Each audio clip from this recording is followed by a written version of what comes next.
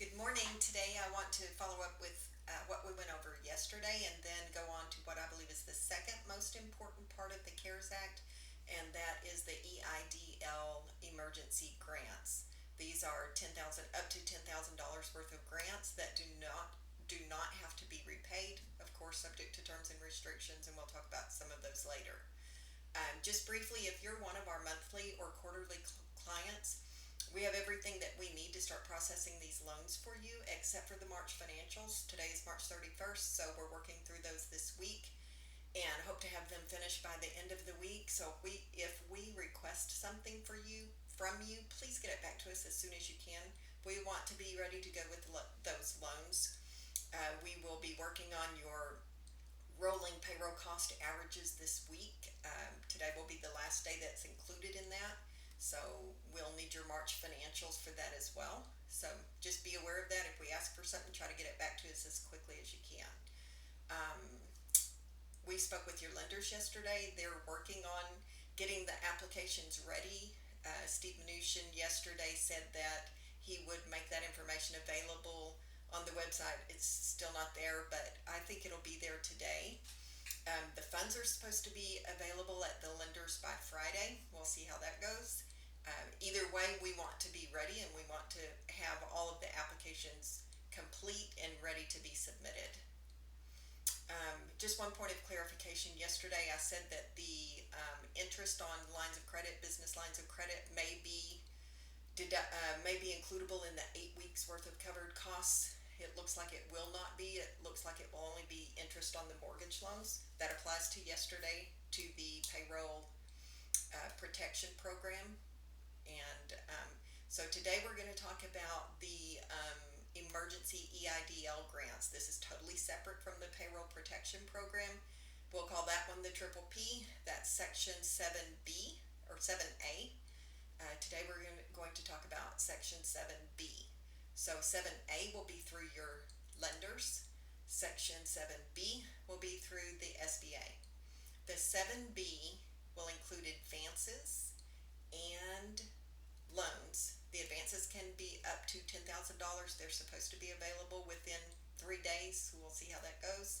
And the loans can be up to $200,000 to meet certain criteria, and we'll talk about that.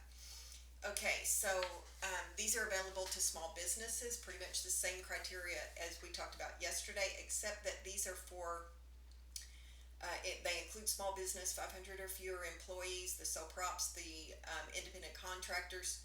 These include co-ops, ESOPs, travel small business concerns, and private nonprofit. The triple Ps were public nonprofits. These are private nonprofits. And then also small agricultural cooperatives. The covered period on these loans are January 31st to the end of the year, all the way through December. So plenty of time to apply for these. If these are the loans that if we had already started the loan process for you on the SBA website, those loans are included in the EIDL program. So anything you've already started on, that's an EIDL loan. If you started on it after January 31st, running all the way through December 31st, that's an EIDL loan. There are no personal guarantees on loans up to $200,000. There's a waiver of the 1 year in business period. So as long as you were in business on January 31st, you don't have to show that you were in business for 1 year. You just needed to have been in business on January 31st. There's no requirement that you are unable to obtain credit elsewhere. It doesn't matter what your credit score. If your credit score is super high and you can get credit outside of this program, that doesn't affect you. You can still apply for these loans. There's no requirement for a tax return, and this will be up to the lenders. The SBA is encouraging them to make this a very quick and simple process so that they can get the money into the hands of the businesses and kind of stop the bleed. The lenders may require tax returns, but I'm expecting that they won't. We'll see what they do with that. The advance of up to $10,000 may be requested within 3 days of beginning the loan application process. So if you began this process on Friday, you could request the advance, I guess, on Wednesday. We'll see if that money is available up to $10,000. used for COVID-related sick pay, payroll costs, um, supply chain interruptions, rent, mortgage payments, and then repaying obligations that cannot be met due to revenue losses. I assume those are business obligations.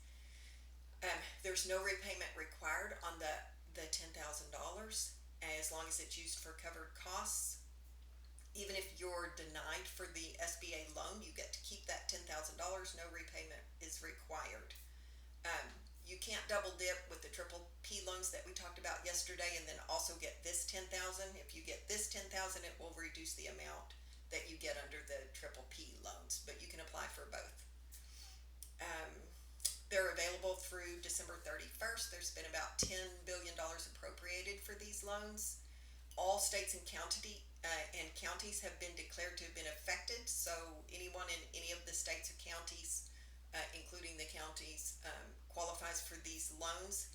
And then the repayment terms are up to 30 years and 3.75% for the small businesses, and then I think it's 2.5 or so for the private nonprofits.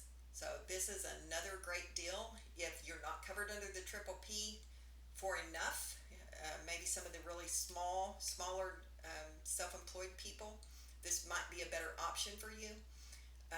Or if you need additional funding, you can apply for both.